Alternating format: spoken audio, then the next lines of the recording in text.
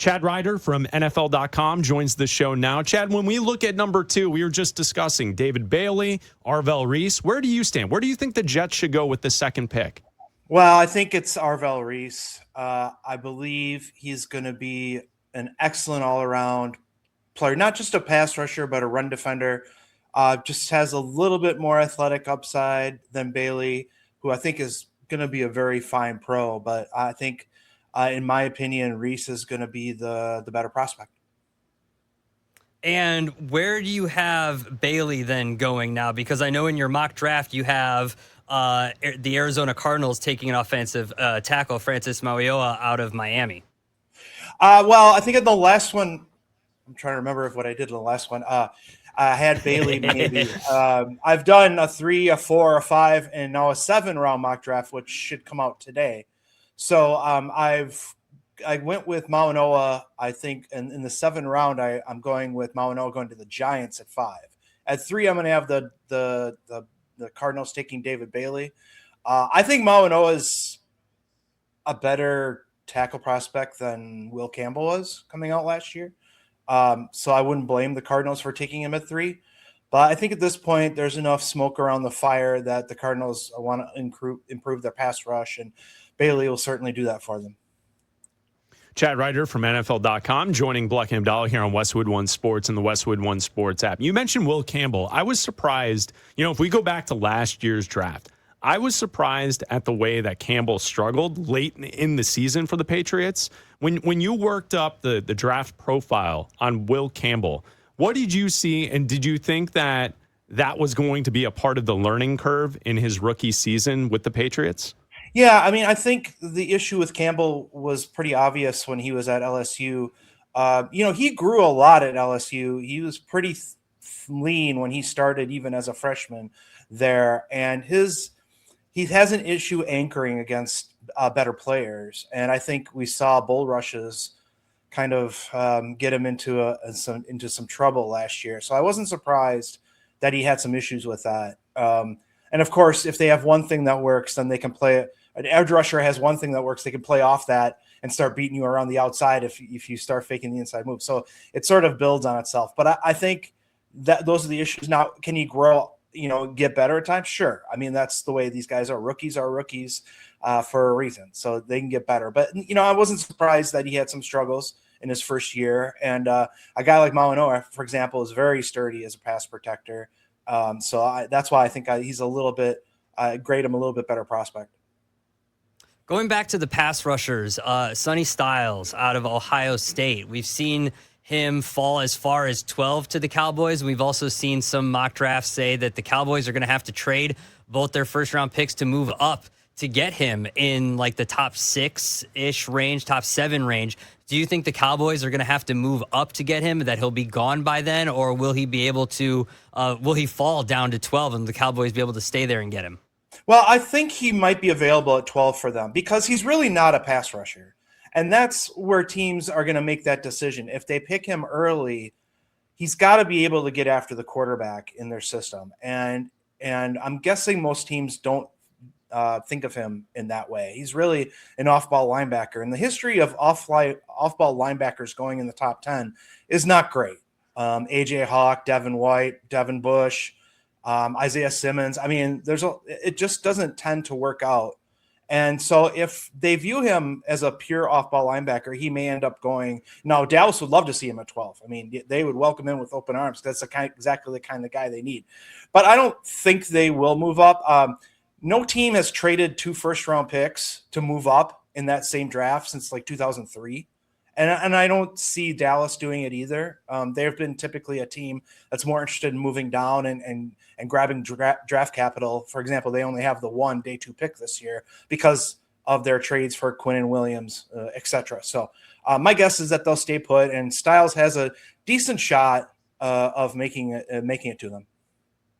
Chad Ryder talking with Bleck Abdalla from NFL.com, previewing the NFL draft right here on Westwood One Sports. I get it. It's not sexy because we know it's the case, and we know that Fernando Mendoza is going to go number 1 to the Raiders. But we have been asking every guest that's come on the show to preview the draft about what you think about Mendoza as a prospect, because I think what we're starting to see is that he may not be the best prospect compared to past years, but he's certainly the best prospect this year. What do you think, Chad? Yeah, in terms of quarterbacks, he's the top prospect. I think the top overall prospect is probably Caleb Downs from Ohio State. I don't care that he didn't run a 40 or what he would have ran in that 40. It doesn't matter to me. He's the best football player. But I think Mendoza he's sort of a combination to me of what I thought of Alex Smith and Kirk Cousins coming out of college. Good physical tools, not great physical tools, very accurate though, and that's, if not the most important thing, that intelligence and leadership are among the most important things. And he's got both of those things. So I think it's a guy that you take number one, and it's not John Elway, but he can lead a team to the playoffs. And if you build around him, if you build a good team around him, we've seen what he's done, and that really separates him from everybody else. Is he had a lot of clutch situations that he came through. It wasn't always pretty during the middle of the game, but when his team needed him to run or make the pass or make good decisions, he did that. And even at the college level, that means something when you're looking at a guy coming to the NFL. And then, Chad, the follow-up to that question to every draft analyst we've had on has been, how far is Ty Simpson away from Fernando Mendoza, in your opinion? I wouldn't say from the earth to the sun, but maybe the earth to the moon. I don't know. I think he's pretty clearly number two. I know there was some talk about him being number one. I don't buy it. In terms of physical tools, mobility, arm strength, and he's also a smart player, and he knows the game. Coach's son, loves the game. I think there's a lot of positives with him. I will continue to put him going 16 to the Jets as in my mock drafts, because it makes too much sense for the Jets in particular, because they have 3 or 4 picks in the top 44. And if you need a quarterback, you might as well take him at 16 and then fill your other needs a little bit later. I think he's got a chance to be a good starter in the NFL. And again, not an elite prospect in terms of great, but in a league where you need a quarterback, you have to actually build a team around him as well. And if the Jets can do that, I think they got something. Chad Reuter from NFL.com with Bleck Abdalla here on Westwood One Sports. With Jeremiah Love, as a draft prospect, fill in the blank for me. He's the best running back prospect since who? Well, probably only Bijan Robinson. I mean, not that long ago, but he's certainly in the mix. And I think, well, last year I knew Ashton Genty. There was no chance Pete Carroll was going to pass on Ashton Genty. None. And so I knew he would go 6. But I think, Love is closer to a Bijan type two-way threat. And I think he possesses a little more power than Bijan does, but maybe Bijan's a little more quickness in the open field. They're similar enough that I think you're seeing what Bijan is becoming now, and I think Love will be there as well.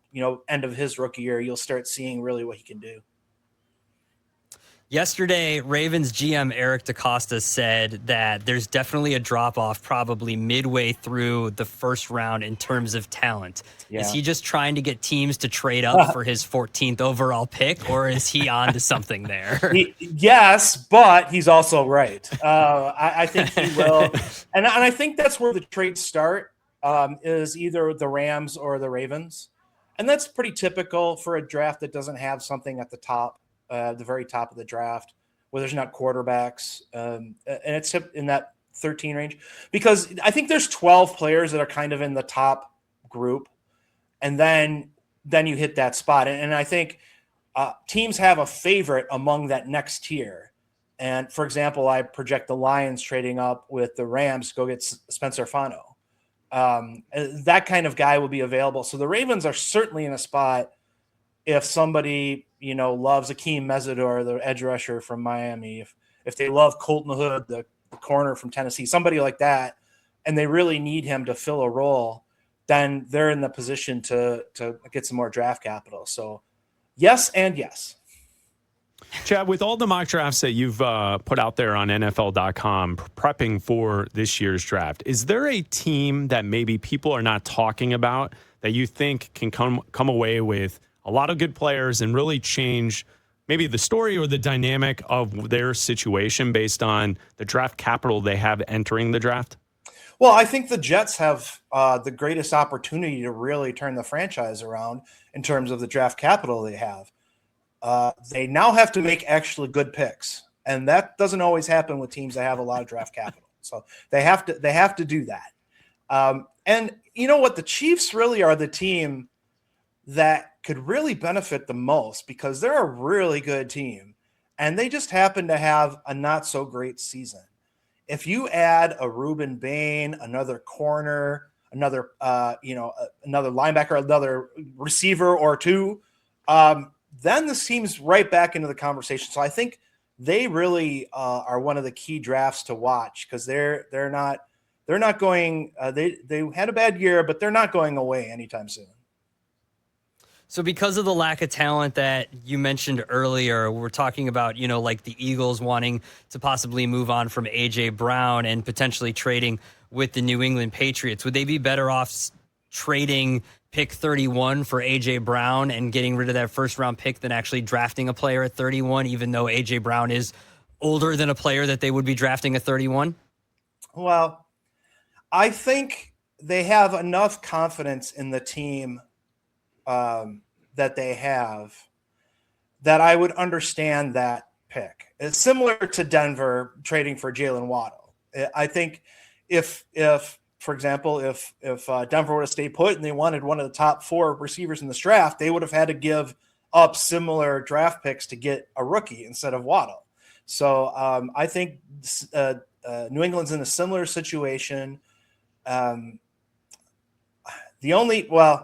We'll see how A.J. Brown and Stephon Diggs differ in terms of the way that they handle a locker room situation. I'll be very interested in that and see how the team would handle that.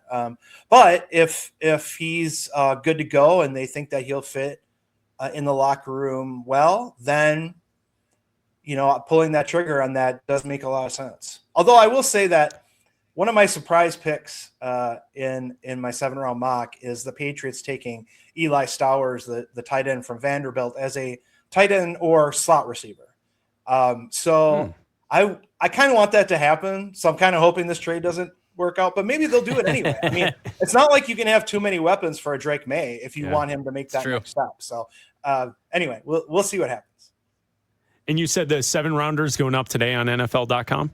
That is the rumor I have heard. I don't believe it's out quite yet, but that is cool. My understanding is that sometime this afternoon it's coming out. Awesome. We'll keep our eyes open for it. Thank you so much. We appreciate it. Yeah, thanks, guys. I appreciate you.